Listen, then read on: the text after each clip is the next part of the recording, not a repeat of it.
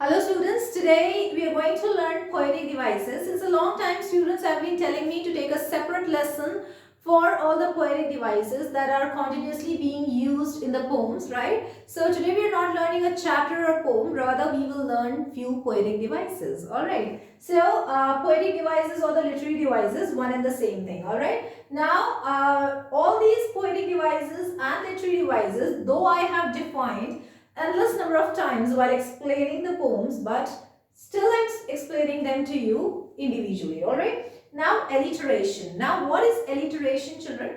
Occurrence of same letter at the beginning of two adjacent words or closely related words. Now describes a series of words in quick succession that are all beginning or starting with same letter. For example, this is a line, alright? Now this is a particular line of a poem, alright? Now in this line we have few words. We have 1, 2, 3 and 4 words which are beginning with same letter, and that letter is P, isn't it? So when this happens, even if two words are beginning with same letter, alright, they may be closely related or there might be any word between them, but if there are two or more than two words in the same adjacent, means closely one after the other, or they are closely related, alright, in between you may have one or two other words also, but those words are starting with the same letter, and that letter should be consonant, not vowel, alright? So that letter should only be consonant. What are vowels, children? A, E, I, O, U. But here we will consider it an alliteration only if it is a consonant, alright? So here P, P, P and P. 4 times the letter P has been used in the same line, alright, in the closely related words. So hence it is alliteration. Another example, haunting of Hill House. Now this is also a line of a poem. Clear? Now here we are seeing that there is a single line in which 3 words are beginning with the same letter, and that letter is a consonant. Alright. So what I am wanting to tell you is when there are 2 or more than 2 words in the same line or they are closely related and they begin with the same letter. Alright. And that should be a consonant. Now here sense of sensibility. Now this is sense and sensibility. Now these are 2 words of a poem's line, and these 2 words are beginning with the same consonant letter, that is S. Alright, so it is an alliteration. So I hope alliteration is clear. Whenever you have any line in the poem and in that line you have 2 or more than 2 words beginning with the same letter, and that should be a consonant. Alright, with the same consonant letter, it is an alliteration. Alright. Now next one is metaphor. Now what is metaphor? Metaphor is direct comparison of 2 similar things. Getting me? Now when we are comparing 2 things, what do you mean by meta? The word meta means carried and fer means over. Alright, it is a Greek word which means carried over. Now in this literary device, what do we do is, we carry over the qualities of one thing onto the other. For example, if I say, there is a boy in my class whose name is Ram. Alright, now if I say, Ram is Sachin Tendulkar. Now have I made a comparison between 2 similar things, 2 humans? Yes. And am I comparing one to the other? Yes. I want to say that Ram plays just like Sachin Tendulkar. He is exactly Sachin Tendulkar.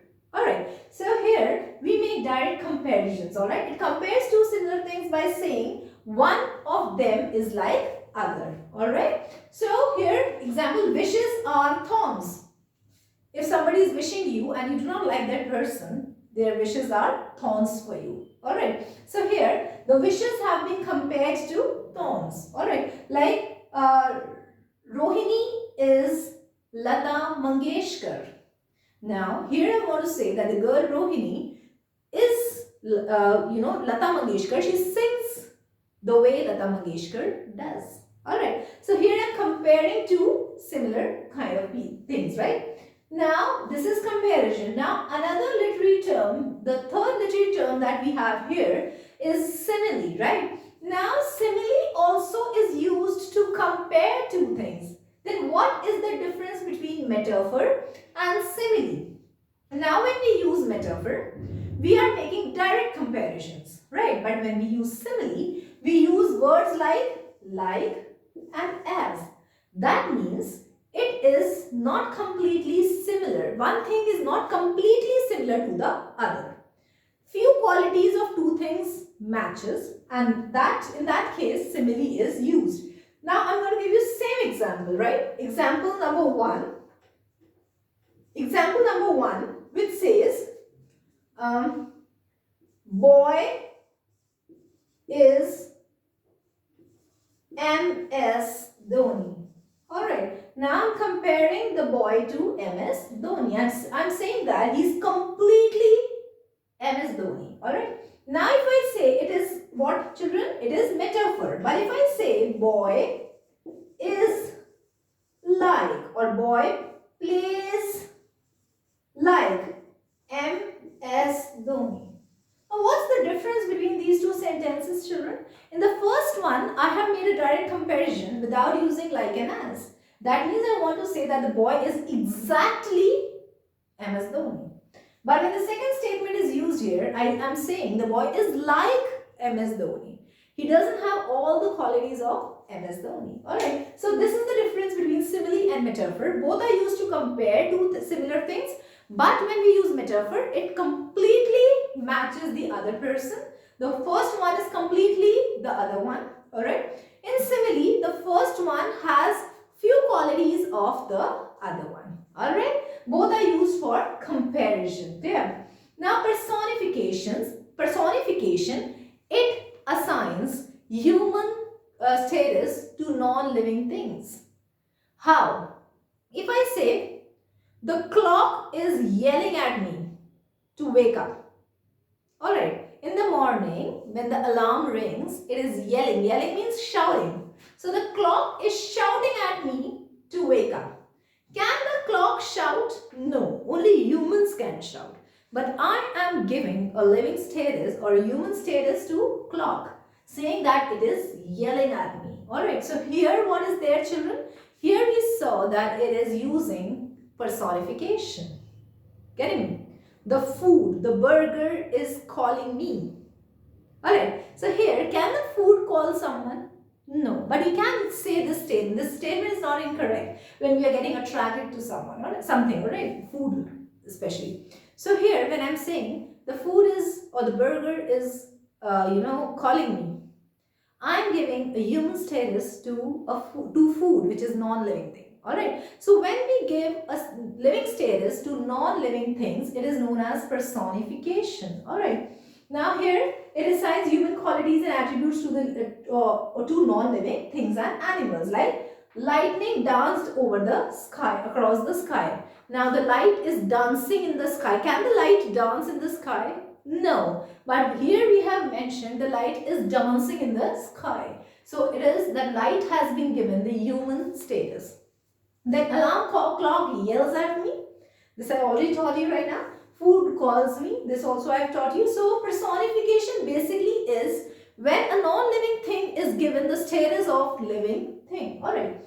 Now next, assonance. Now assonance and alliteration are similar, in some sense. Alright. Now when we see a repetition of vowel sound in a particular line, when we have a particular line, and continuously a particular vowel is used again and again. It is known as assonance, right? Repetition of similar vowel sound within a line. He fell asleep under the tree. Now, can you see a single vowel dominating the whole line? Yes, E.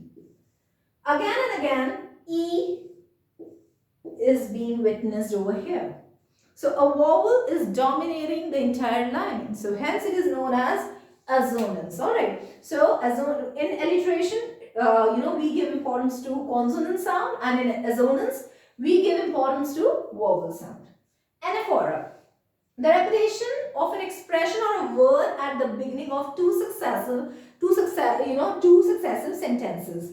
Now, how? If we have two lines, two continuously coming lines, right? Both are beginning with the same word. Like here, I will go or something. There's a one line. There is a line. I won't. Now, both the lines are beginning with the same word. That is I.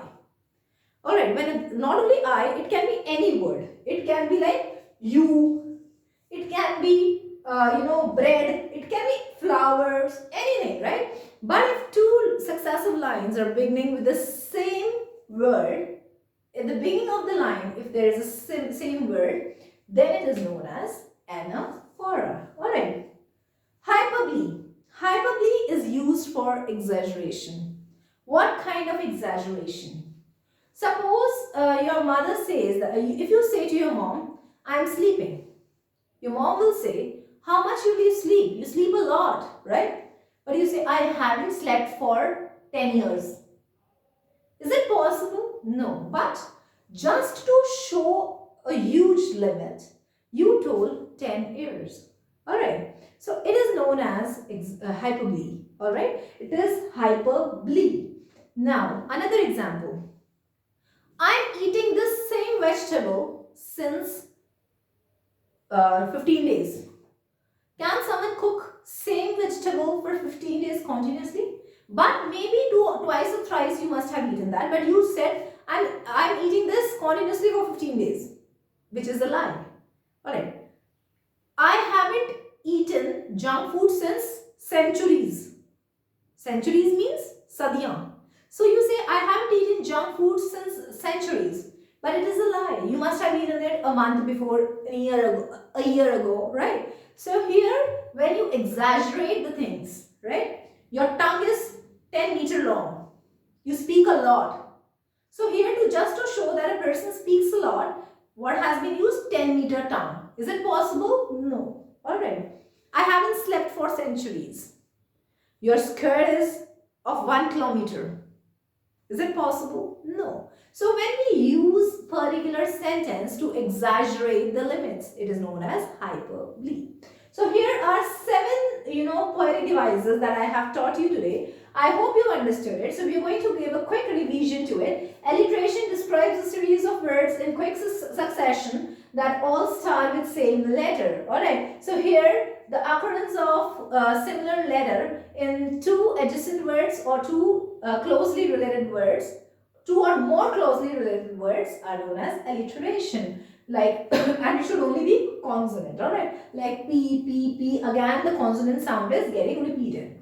Metaphor, it compares, alright, two similar things. Direct comparison without using like and as. Alright, so here, wishes are thorns. The wishes have been compared to thorns. Similarly, it also compares by using like and as. Like face, like glass. Her face is like a glass. Personification, it assigns living status to non-living things and animals, of course. Whenever we say the table is speaking, can the table speak? No. Assonance, repetition of vowel sound or domination of vowel sound in a particular line is known as assonance. Like here we saw E sound, which is a vowel, is repeating in the sentence. Anaphora, repetition of same word or expression at the beginning of two successive sentences. Alright? When two continuous sentences are beginning with the same word, it is known as anaphora. Hyperbole is used for exaggeration. I have already told you the endless examples of hyperbole, where I told you that to show the limit, too much or too less. Alright? We use few expressions, and those expressions which are used to show limit, but we show too much or too less, it is known as hyperbole. Alright, I hope you have understood all these literary devices, because these are commonly used literary devices. There are other literary devices also which are used, like onomatopoeia. Like the onomatopoeia is sounding words. Alright, like bow wow for dogs, barking for dogs, howling. Alright, so So all these words which express a sound are known as onomatopoeia. Alright. So this has also been used time and again in your poems.